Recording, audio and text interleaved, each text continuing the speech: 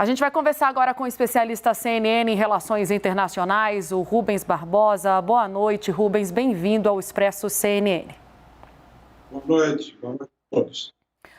Rubens, eu queria então começar por esse último ato, essa declaração dada pelo presidente Zelensky, ele que se mantinha em silêncio já há algumas horas nas suas redes sociais, onde geralmente faz esse tipo de manifestação e agora decide vir a público dizer que há a possibilidade deles chegarem a um acordo ou perto do que seria um acordo num segundo momento, numa segunda rodada de negociações e que o que foi proposto será analisado. Podemos ter um cenário um pouco, nem que seja um pouco apenas mais otimista nos próximos dias? Tomara que sim, né? Eu estou procurando muito essa opinião, porque realmente são duas posições tão contraditórias, né? Tão diferentes, mas agora com essa declaração do presidente da Ucrânia, se deixou uma porta aberta, né? Mas como ele colocou também algumas condicionantes, né? Parar os ataques e tal, não sei se vai haver progresso nas negociações, mas não vai ser fácil, tomara que eles consigam avançar. A avaliação que você faz da fala dele, Rubens, em detalhes, porque o que me parece é de que estamos nós avaliando, mas tem o outro lado, a Rússia, que ainda foi bem resistente hoje no seu posicionamento na Assembleia Geral da ONU, não mudou muita coisa no que vinha já falando e repetindo nos últimos dias. Eu acho que essa negociação entre os dois países é muito difícil, porque a Rússia colocou como condição a não entrada da Ucrânia na OTAN. Isso aí não é negociável. Hoje se noticiou também que o presidente da Ucrânia pediu o ingresso da Ucrânia na União Europeia. Então, são notícias contraditórias e que tornam difícil, porque a Rússia não vai abrir mão dessa neutralidade, né, que ela quer da Ucrânia em relação à Rússia. Qual é o balanço, Rubens, que o senhor faz sobre as declarações dadas pelos representantes, embaixadores da ONU na Assembleia Geral de hoje? Daqui a pouco, Rubens, vou pedir para você segurar, me desculpa, a gente vai precisar sair um pouquinho aqui do Brasil e seguir até os Estados Unidos, não, até a Ucrânia, em Kiev, onde a CNN Internacional tem a correspondente Clarissa Ward relatando a fala agora do presidente Zelensky. Daqui a pouco a gente volta. Bom, aqui em terra, Wolf, a situação ficou um pouco mais silenciosa durante as conversas, mas no momento que as conversas encerraram, nós ouvimos uma série de explosões bem altas. Eu não digo que estamos ouvindo mais explosões hoje à noite, mas elas parecem ser mais intensas do que antes. Nós ouvimos constantemente os alarmes, as sirenes. Agora se tornou um procedimento padrão aqui, já é comum nas noites de Kiev, mas a preocupação, como você mencionou na sua introdução, Wolf, é esse grande comboio que tem quilômetros de comprimento de blindados e armamentos russos que parecem estar se encaminhando em direção à capital. Nós sabemos que as forças ucranianas estão fazendo tudo possível em termos de repelir as tentativas russas de adentrar na cidade de Kiev, mas esse é um comboio de proporções que não vimos antes. E os oficiais já avisaram que eles podem tentar implementar outras táticas, sendo menos discriminatórios em termos de fogo de artilharia em direção a civis. Eles podem cortar comunicações, eletricidade e existem muitas outras alternativas que o pessoal aqui teme. Clarissa, como você está apurando e vendo as coisas acontecerem aí em primeira mão, a Rússia não está sendo atacada por apenas ucranianos, mas de outros países também, não é isso? Sim, Wolf, tem sido algo extraordinário de se ver. Nos primeiros dias, as pessoas estavam em choque, em profundo medo, compreensivelmente. Hoje, nas ruas, nós estamos vendo uma postura muito mais desafiadora. Homens e mulheres estão se voluntariando, cavando trincheiras, criando posições defensivas. Nós entrevistamos uma avó, uma economista aposentada que está construindo coquetéis Molotov no seu quintal de casa e teve algumas palavras muito fortes diferentes para dizer o que ela faria se encontrasse com os russos perto da sua casa. E nós estamos vendo atos extraordinários de coragem. Uma cidade no centro da Ucrânia, onde um comboio de tanques russos se encontraram bloqueados por homens simplesmente dirigindo seus carros, se recusando a tirar os seus carros do caminho, estacionando na frente dos tanques, até que finalmente eles foram obrigados a mudar de direção. Em outra cidade no sudeste da Ucrânia, está totalmente sob controle dos russos. E é um dos locais mais impressionantes, Wolf. Um grupo de pessoas foram até o prédio da prefeitura da cidade. Eles começaram a arrancar as bandeiras ucranianas e eles olharam os soldados russos no olho e começaram a cantar o hino ucraniano.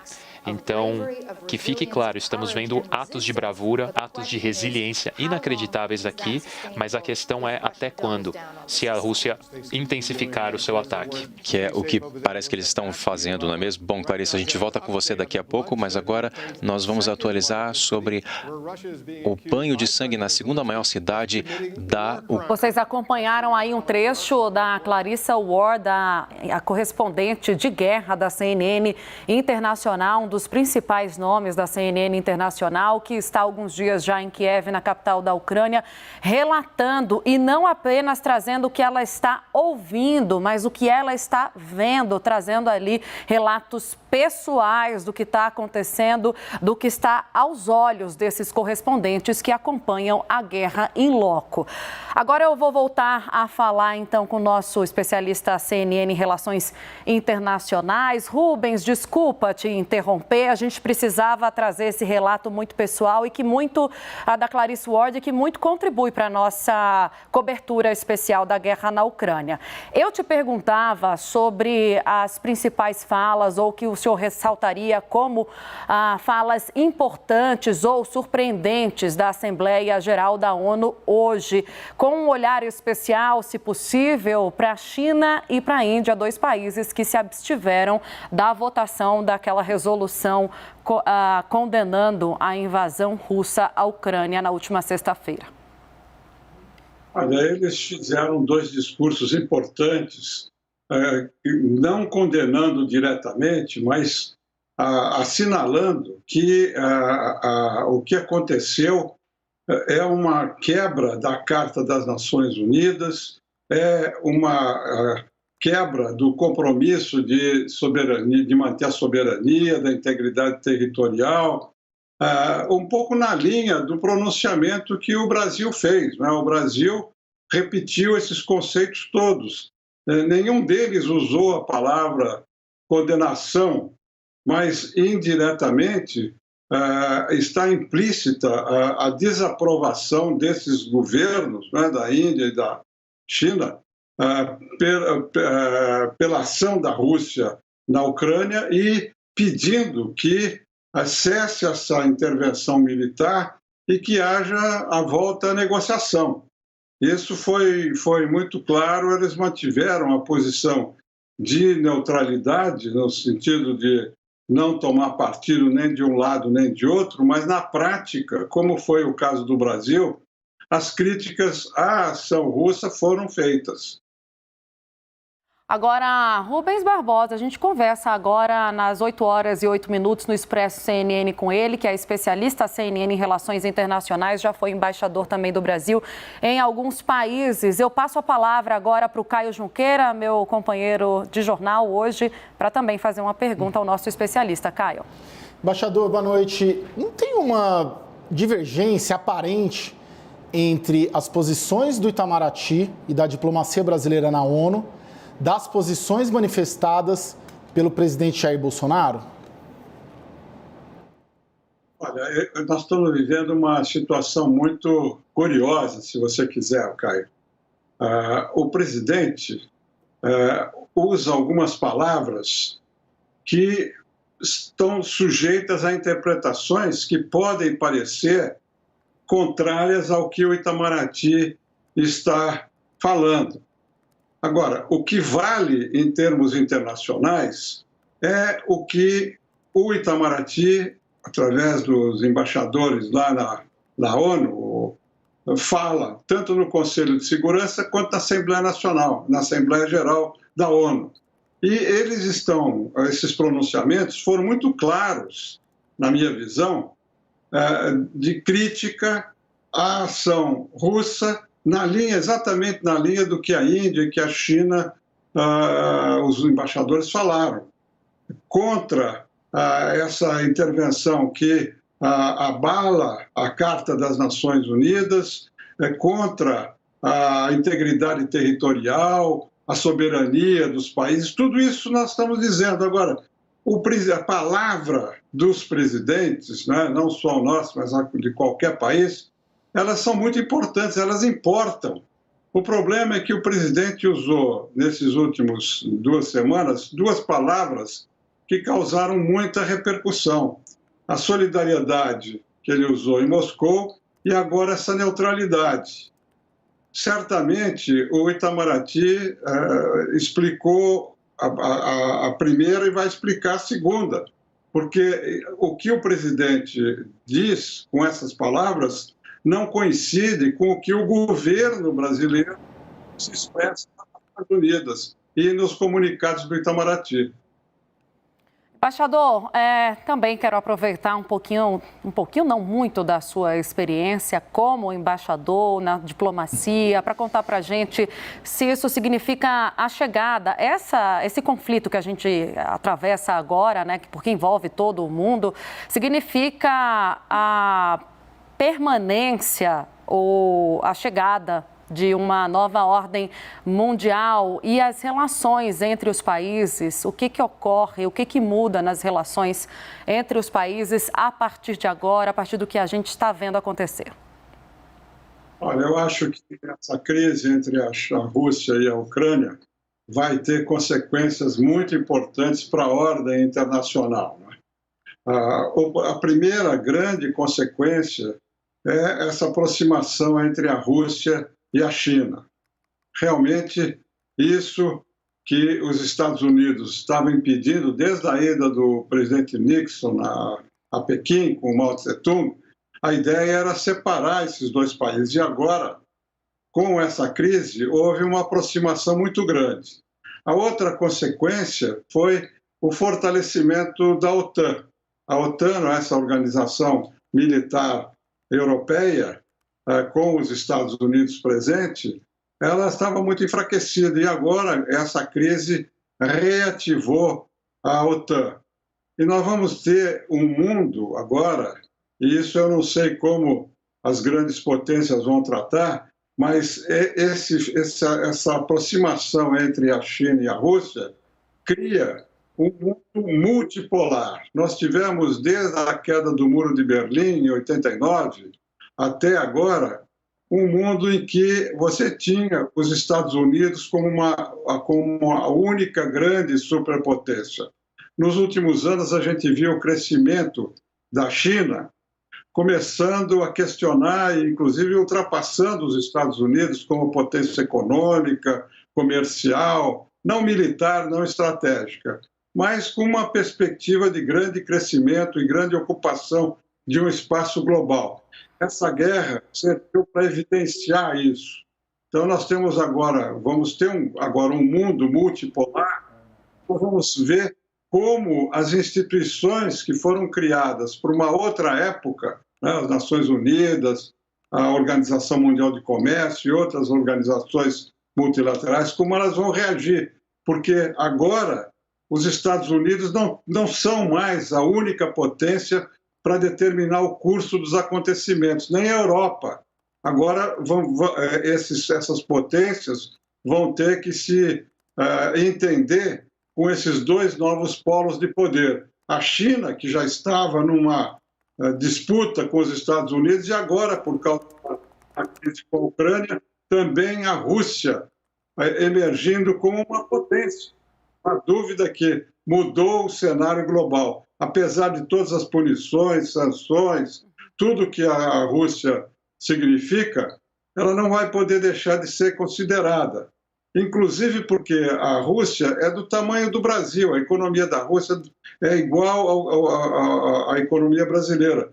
Mas há uma grande diferença, é uma potência nuclear e é uma potência também em alguns produtos da agricultura e de energia, pela proximidade da Europa, a influência que isso tem no equilíbrio europeu. Então, nós estamos com um novo cenário, uma ordem multipolar, um reequilíbrio das potências e com repercussão em países como o Brasil, que é outro capítulo que a gente pode depois analisar.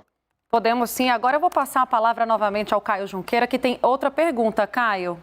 Embaixador, o senhor acabou respondendo uma pergunta que eu iria fazer sobre se a guerra da Ucrânia já é o sinal mais claro de que já vivemos sobre uma nova ordem mundial, um mundo multipolar.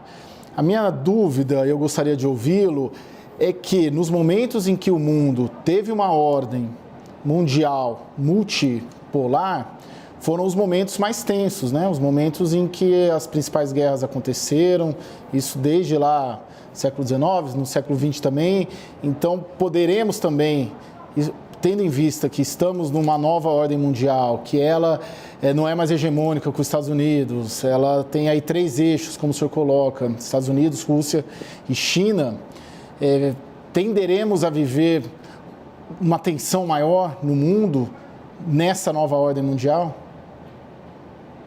Bom, isso é difícil dizer agora, porque a gente não sabe nem como vai terminar essa crise da Rússia com a Ucrânia, né?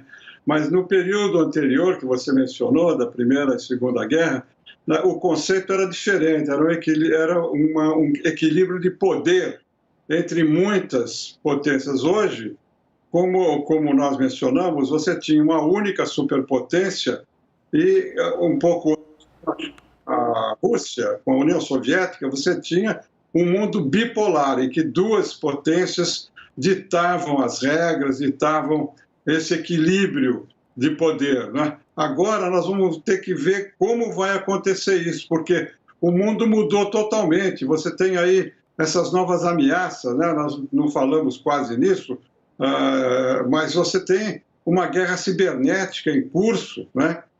Já com a Ucrânia já houve, com os Estados Unidos e com o Irã, com Israel. Você tem outros fatores muito importantes. Inclusive, hoje, essa guerra está tendo uma consequência muito mais rápida e muito mais imediata, porque o mundo mudou. No século XIX, no século XX, no começo, né, do século XX, as guerras não eram acompanhadas como está sendo acompanhada agora. A rapidez da informação, a visualização da guerra enquanto acontece, tudo isso mudou o cenário, entendeu? Então, e agora você vê hoje essa ameaça nuclear, o Putin fazendo uma frase, o Biden agora no final da tarde tranquilizando todo mundo nos Estados Unidos. Então, vai ter que haver uma rearrumação. Eu não sei como é que vai ser feito isso, talvez alguma mudança na ONU também, porque a ONU está totalmente marginalizada, é uma caixa de repercussão, são discursos que se fazem lá, mas o poder que a ONU teria para implantar a paz e a segurança internacional, ela perdeu, ela não tem mais força para fazer isso. Então, eu acho que gradualmente vai emergir um novo equilíbrio entre essas potências. Agora, é muito cedo para a gente prever ainda o que vai acontecer, porque agora você tem 2 superpotências, Estados Unidos e China, que competem não ideologicamente, competem economicamente. Então, são interesses que se mesclam, é um cenário muito mais complexo e muito mais complicado para manter a paz e a estabilidade internacional. Embaixador, não vou pedir para o senhor fazer previsões, mas gostaria que o senhor falasse um pouco, até porque o senhor mesmo trouxe esse assunto do posicionamento do Brasil nessa nova ordem mundial. Qual deve ser agora, de imediato, neste presente, não no futuro, o posicionamento, a postura do Brasil em relação ao que está acontecendo, para a gente conseguir se antecipar e chegar também numa posição um pouco mais, não sei se a palavra seria privilegiada, mas com um conhecimento maior do que está por vir? Olha, eu acho que o Brasil tem que defender os seus próprios interesses. Nós não podemos nos alinhar de um lado ou de outro. O Brasil é um país continental com 213 milhões de habitantes. Nós temos interesses concretos, econômicos, financeiros. Nós estamos vivendo um momento difícil, de baixo crescimento, de grande desemprego, e o Brasil está longe desses conflitos todos. Eu sempre defendi, na questão dos Estados Unidos com a China, que o Brasil não deveria tomar partido. Quando se discutiu a questão do 5G, eu fiz várias manifestações contrárias a que a gente decidisse isso ideologicamente. Agora eu digo a mesma coisa. Nessa questão da Ucrânia e da Rússia, nós temos que defender os nossos interesses. Nós estamos junto com a comunidade internacional.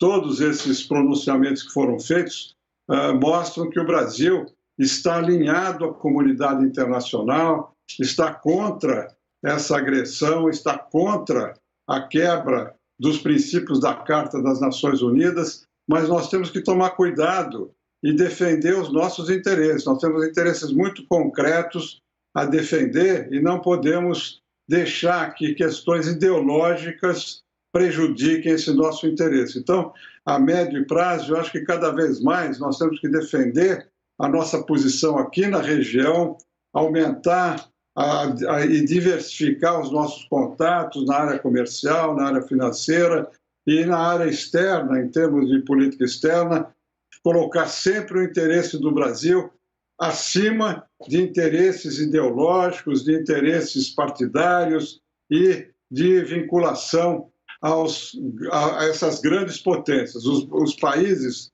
não têm amigos, os países têm interesses e nós temos que defender o nosso. Agradeço demais, embaixador Rubens Barbosa, que é também o especialista CNN em relações internacionais, essa nossa conversa com várias explicações sobre o cenário atual na geopolítica. Muito obrigada, até uma próxima. Muito obrigado a você.